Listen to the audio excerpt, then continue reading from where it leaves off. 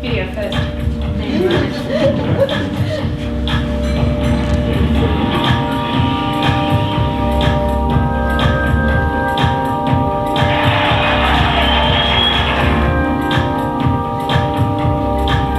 They sailed these boats, they built them themselves out of the scraps and leftovers of other boats.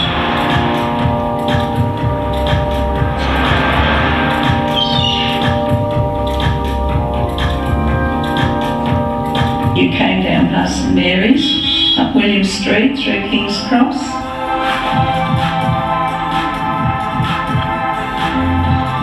Between 1841 and 1886, it was Sydney's principal Catholic orphanage.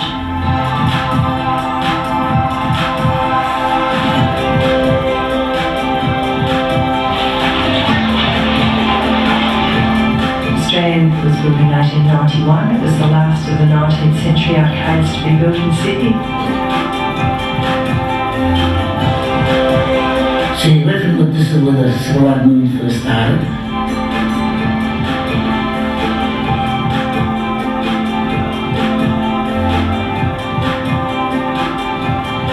They moved the settlement penal colony to Parramatta to that location.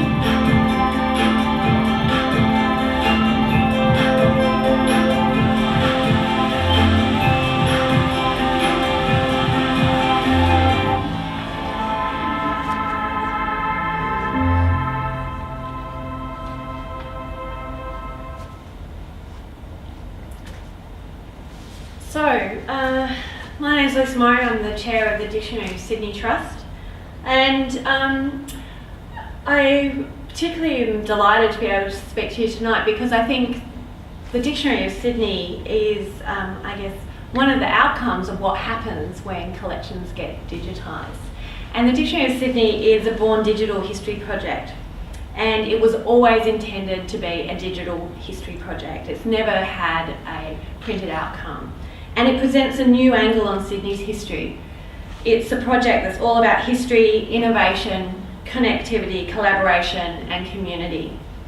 It's a public history project, so it's not owned by any one cultural organisation or institution. It's overseen by a not-for-profit trust who manage the dictionary and fundraise to support the project's development. So this is the website, what I call HQ, and a snapshot of the homepage. And as the banner of our website proclaims, the Dictionary of Sydney is Sydney's history online and collected. So it's a multimedia city biography that presents the history of metropolitan Sydney in a digital format. It aims to be freely available as a resource containing authoritative scholarship and historical resources. Community engagement in the historical content and collections is encouraged through the dictionary's blog, Facebook, Twitter, and through sharing content and discovery in the dictionary.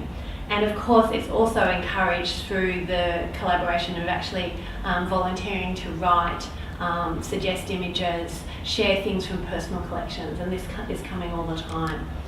The majority of our content is actually all written by volunteers. And you'll enter the dictionary on the right-hand column there, you can see, and go down and there's all our different artefacts and everything. So it's devised as a public history project where historians and resources are contributed by a range of community writers, historians, experts and institutions. All of them get properly acknowledged and cited. And because it's history presented in a born digital format, it's ever growing and it can be an ever expanding resource able to cover over time, you know, all the multiple stories that make up greater metropolitan Sydney. So we're not talking inner city here, we're talking all of the greater Sydney region. Well, how does it work? Well, it's been made possible because of improvements in digital technology, but most importantly, it's been made possible by the growing number of online collections and digitised materials. Without Flickr, without Trove, without online catalogues and digitised resources, the Dictionary of Sydney could never have been built. It is a born digital project. So the beauty of the dictionary is that it's one digital repository with many possible deployments.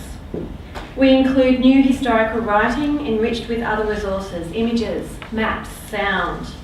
music, oral history, films, documents, and pointers to important objects in Sydney's collections. Items in the repository are linked and indexed using new systems that enable rich contextualisation of all the material.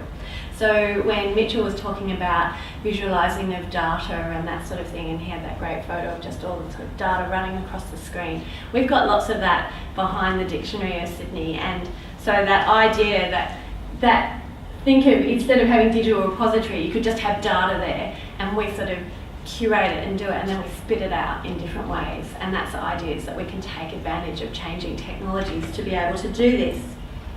And so unlike a book, the dictionary will grow and change. There are currently regular updates on content that's published, as its first interface through a web, but there are always new trails in the resources.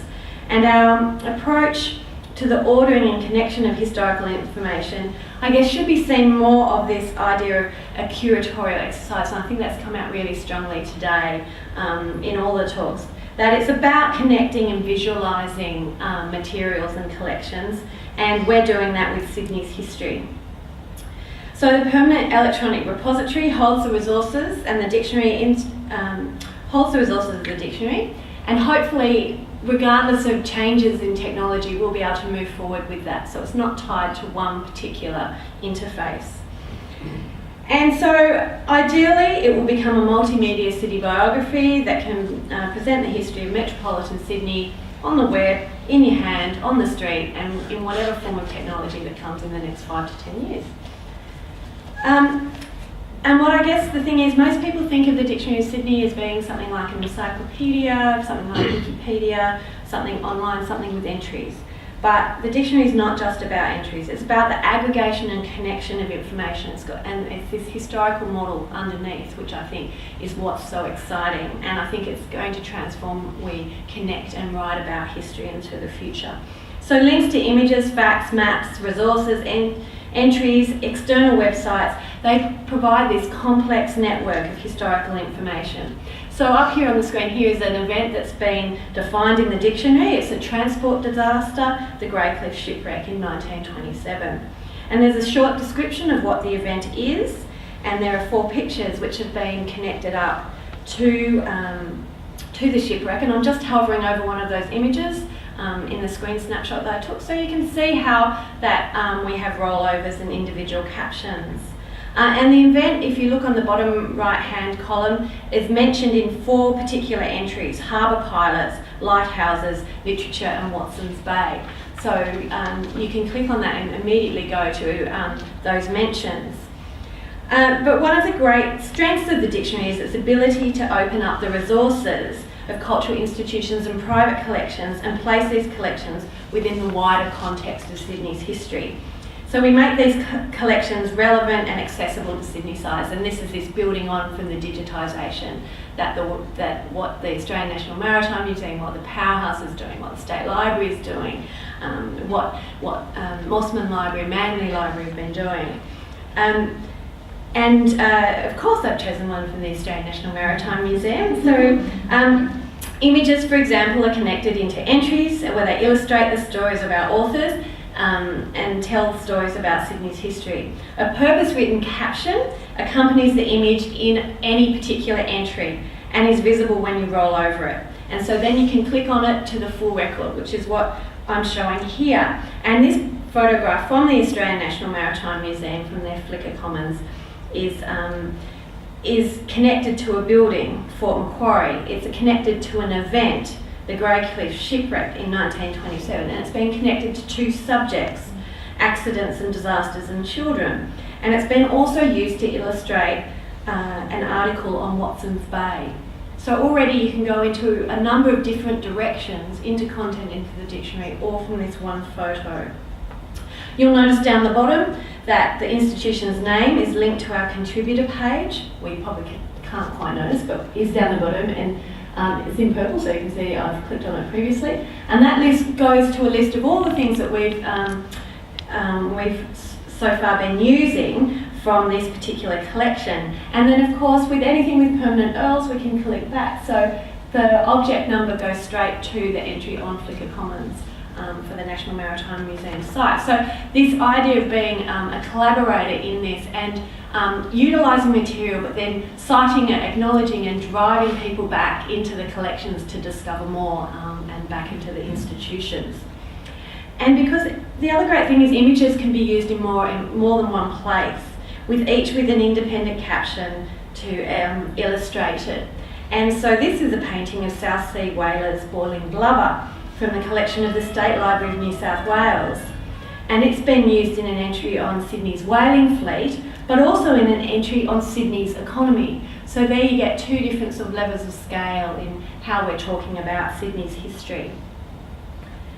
And like a lot of people, we've been contributing to Trove. So articles in the Dictionary of Sydney have also been contributed as a data set and are in Trove as part of their journals, articles and data sets. And this sharing of data sets makes content more discoverable. And of course, I can't say enough how important Trove, something like the digitisation through Trove is for something like a project like the Dictionary of Sydney. Our writers, our volunteers, our multimedia people use Trove every day. They use it to fact check, they use it for images, they use it like Penny and Nicole to provide extra context to images they found. It's just such an extraordinary resource and I think we're very fortunate to have it. So I think the Dictionary of Sydney is an example of how online and digitised resources are being utilised by historians in a collaborative manner to build and present digital history. Our contacts are there on the screen. If you want to explore the dictionary or get in touch, you can become involved by volunteering to write for the dictionary or collaborate by sharing your institution's collection. You may like to devise a project for new research or curate some content. The Dictionary of Sydney welcomes everyone's interest and partnership ideas. Thanks.